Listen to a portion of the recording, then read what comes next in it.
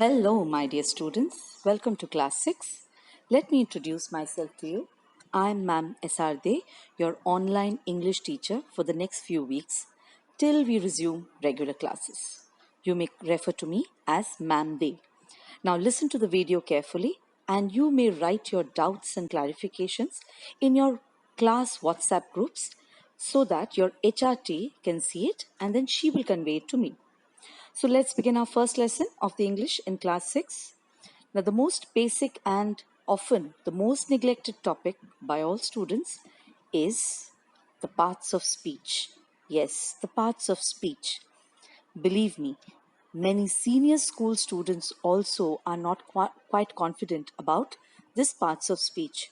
Though you may have learned parts of speech in your primary school too, but still there are so many doubts and clarifications which lurks in the student's mind. So here I am to clarify that so that we can go ahead in confidence. Once we know our parts of speech, we will know all the other aspects of grammar well. So after this lesson, I'm sure all of you will be confident about the parts of speech. Okay, so let's begin with the 8 parts of speech. As you can see, they are nouns, pronouns, adjectives, verbs, adverbs, prepositions, conjunctions, interjections. So let me go through them quickly, though I'm sure you're acquainted with each one of them. Nouns, first, they are actually names of people, places, animals, and things. For example, the Taj Mahal, the cake, Dr. Sharma, cow.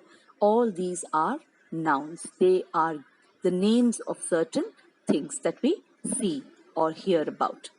Now, pronouns are actually used in place of nouns. For example, sometimes we may get tired using the same noun again and again. Ramesh is a good boy. Ramesh is very handsome. Ramesh goes to school every day. So, instead of saying that, Ramesh is a very good boy, he's also very smart and goes to school every day. So, we use the word he, the pronoun, to replace the noun sometimes. So, he, it, he, they, us, we, all these are pronouns. Next, we move on to adjectives.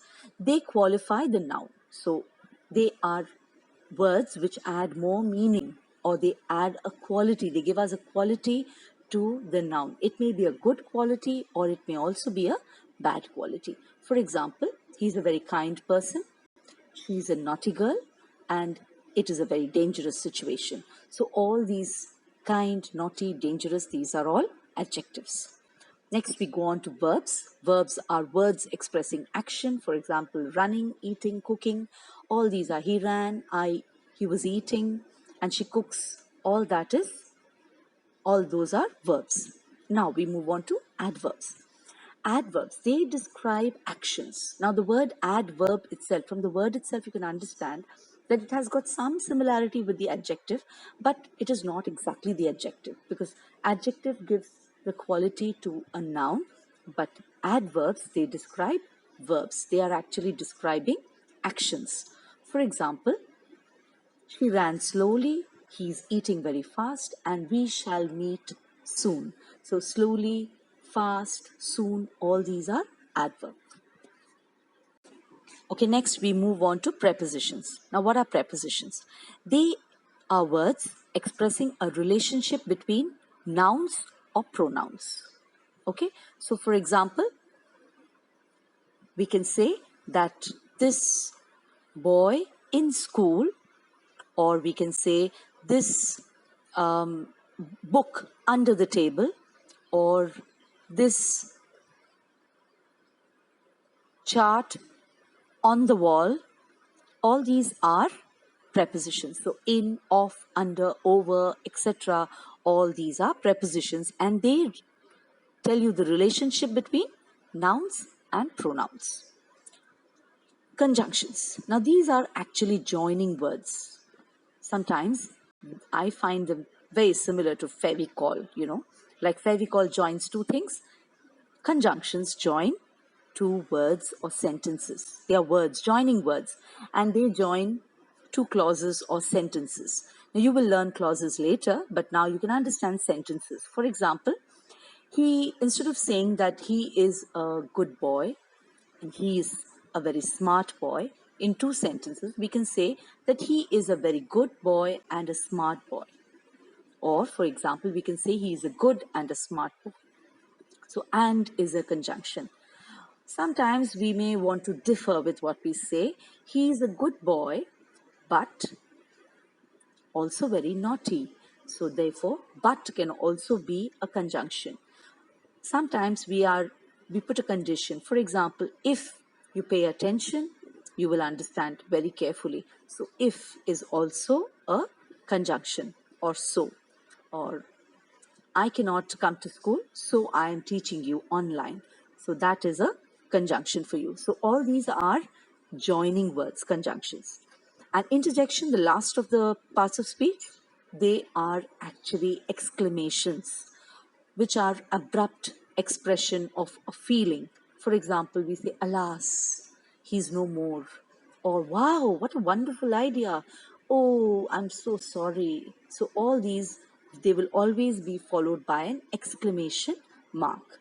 So I hope you are clear with the 8 parts of speech, because now, after this, I'm going to give you an exercise. There will be a link where you have a worksheet in which you will have to identify the parts of speech of the underlined words.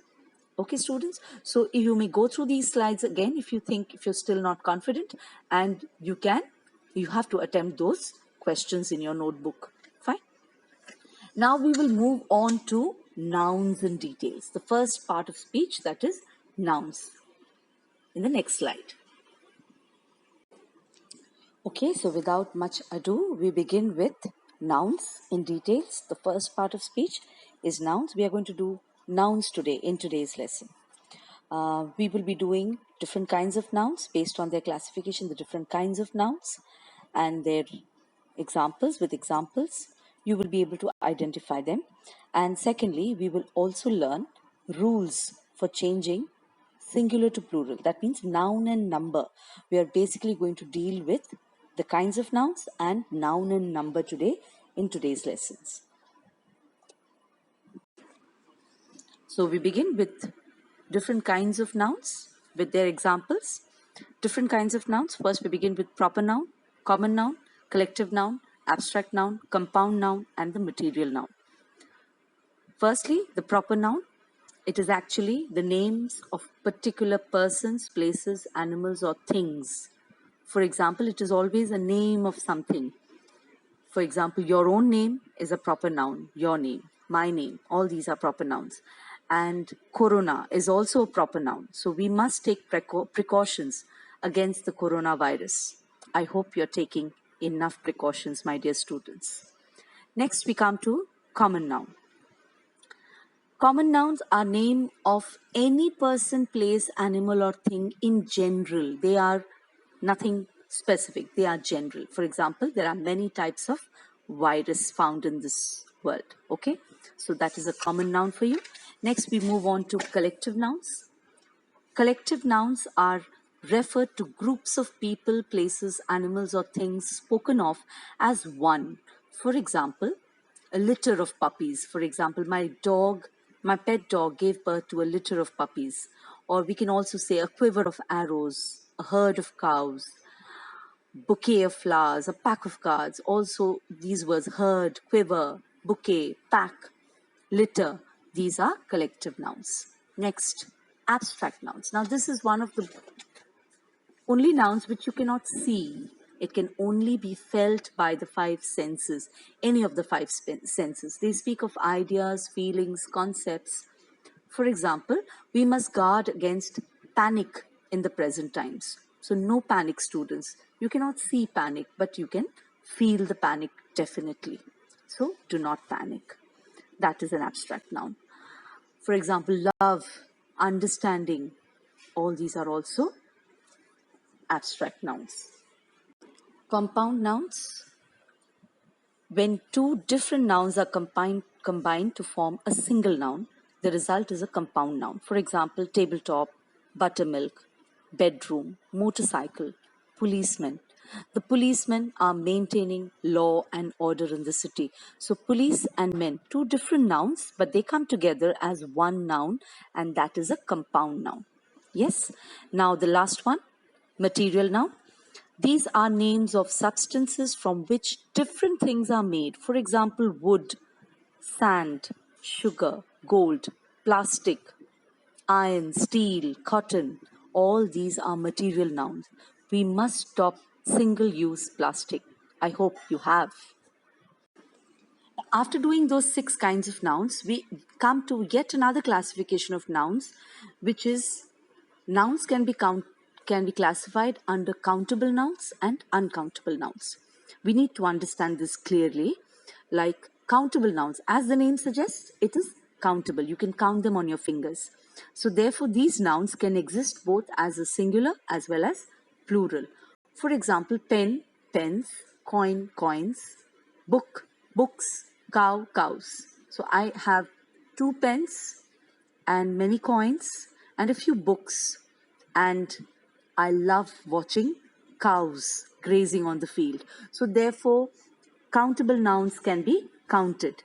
Now, as the name suggests, uncountable noun, they cannot be counted, as in with your fingers. They can be measured in different ways because they are mass nouns, and often they refer to liquids, substances, or ideas. For example, oil, hair, plastic, milk, even honesty is an uncountable noun. Remember, honesty is an abstract noun. It is an uncountable noun too. So things like oil, hair, plastic, milk, honesty cannot be counted. Okay? They can be measured in different ways. We have already learnt that countable nouns can be both singular or plural. So when one person or one thing is being spoken about, the noun is obviously singular.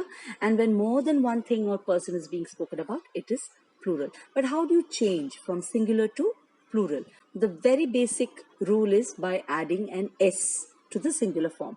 For example, carts, crows, books. So they were originally cart plus S, crow plus S, book plus S. That's the basic rule. But now when there are words that are ending in S, SS, SH, CH and X, what do?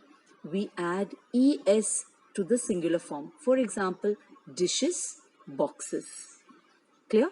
So we may also use benches, passes. So they are ending with S, SS, SH, CH or X, we add ES. Now when nouns which are ending with consonant plus O, for example, a mosquito, we add ES to the singular form. So mosquito plus ES. Or for example, hero plus ES. Clear? But they can be also nouns which end with a vowel and O. In that, you don't have to add ES, you just straight away add an S. For example, stereos, radios, etc. Clear, students?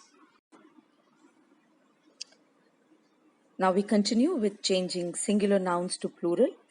We talk about nouns which end with Y. Now this you must be familiar with again. Now these are all recap exercises. I'm sure you know all of these, but just to be sure.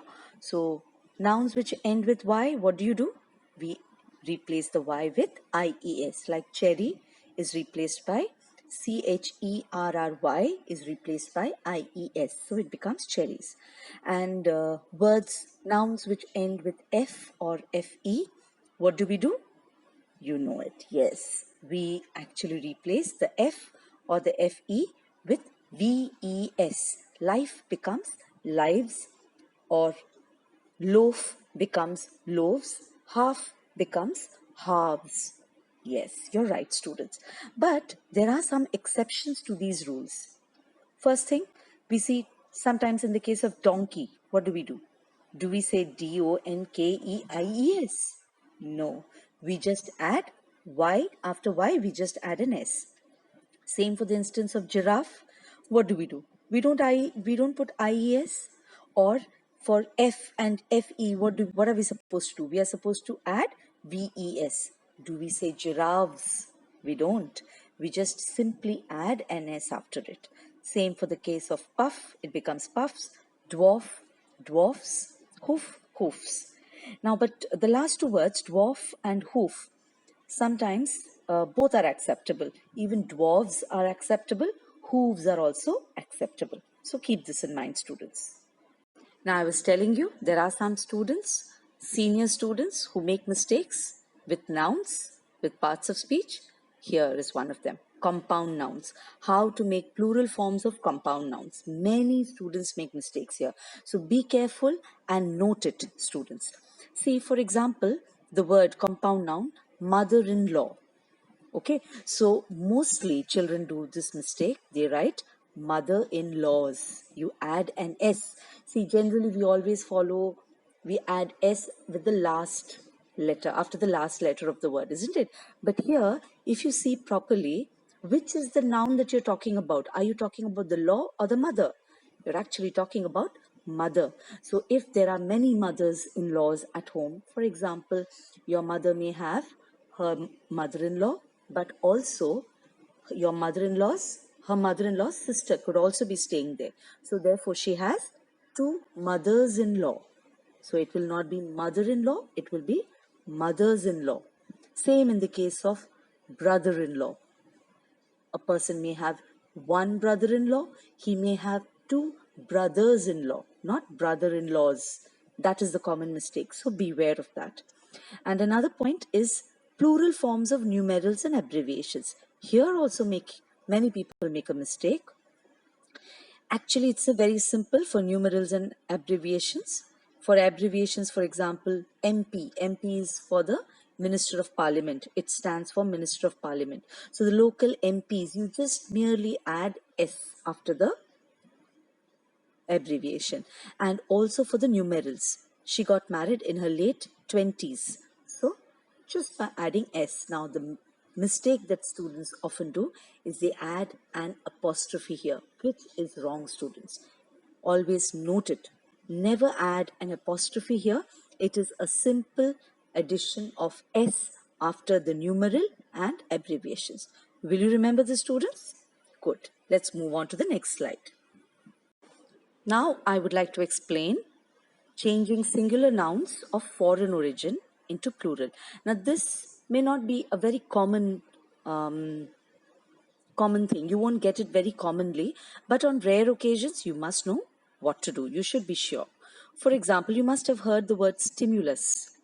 Now what is the plural of that? Stimuli. Yes, many of you may know it. So US is replaced with I. Remember that. So cactus is another word. You will replace it with, US will be replaced with I. So therefore, it makes it stimuli or cacti. Now there can also be nouns ending in is. These are also foreign origin. For example, basis, you will have to replace it here. Is will have to be replaced by es. So the same thing, axis, axis will be replaced by axis. So when you're drawing for geometry, remember, when you're drawing one axis and there will be two axes, ax, es. Okay, good. Continuing with foreign origin, singular nouns of foreign origin into plural.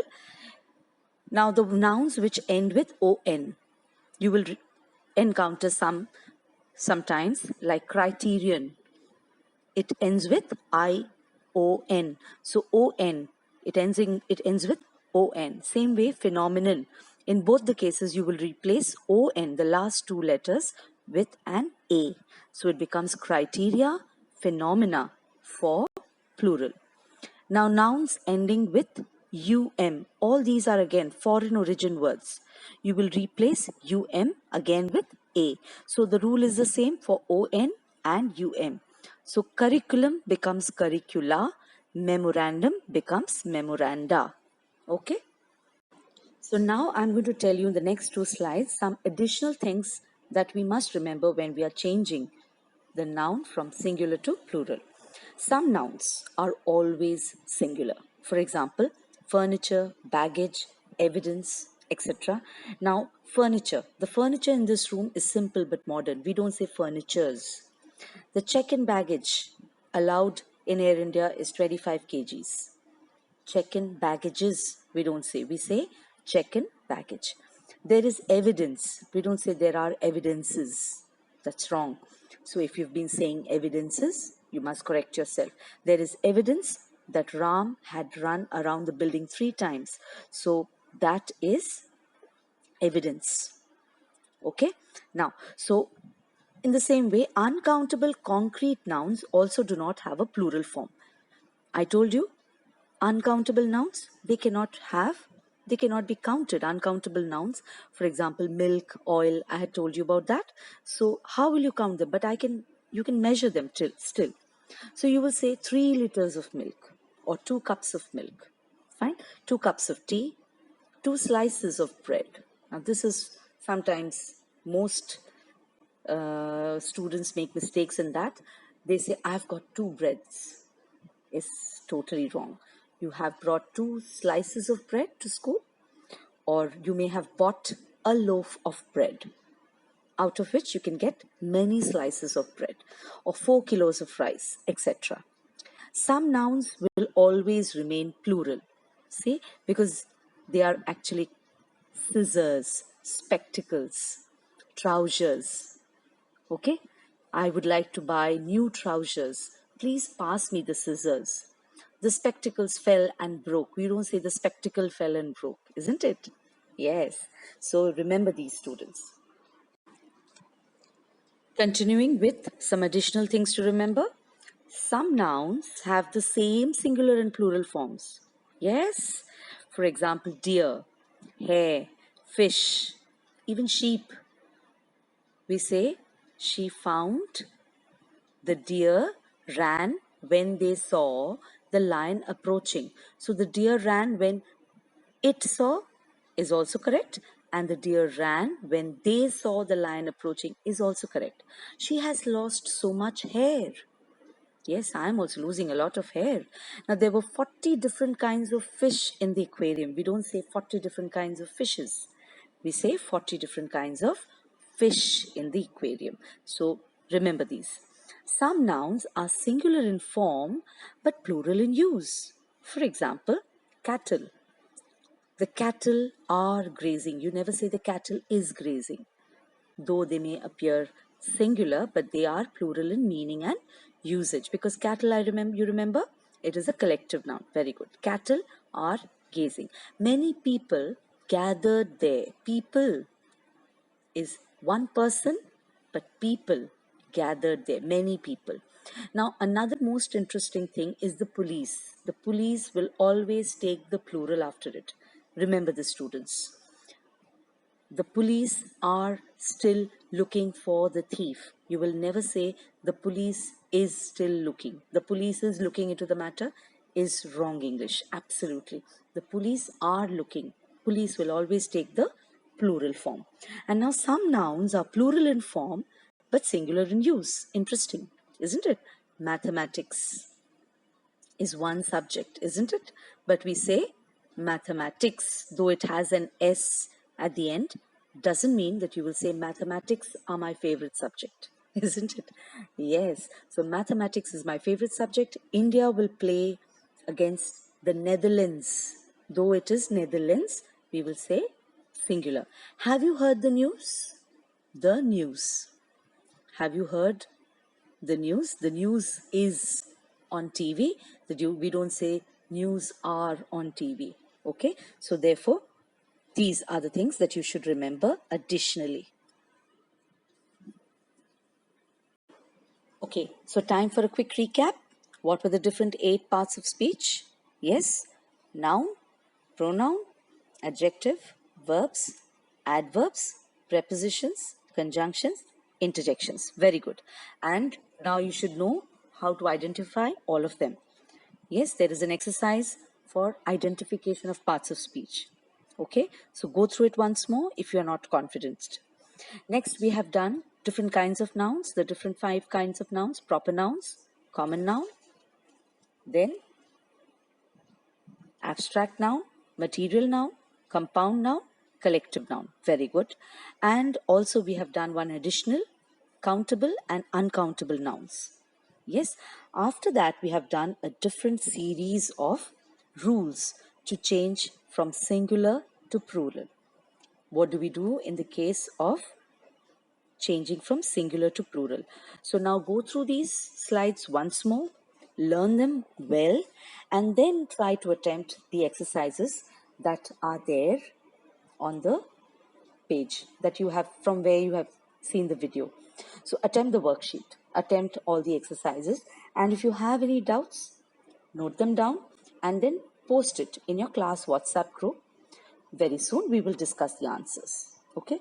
The next lesson will be on nouns and gender and the possessive form of nouns. So if you want, you could even quickly, if whatever grammar book that you have at home, you can have a look at them.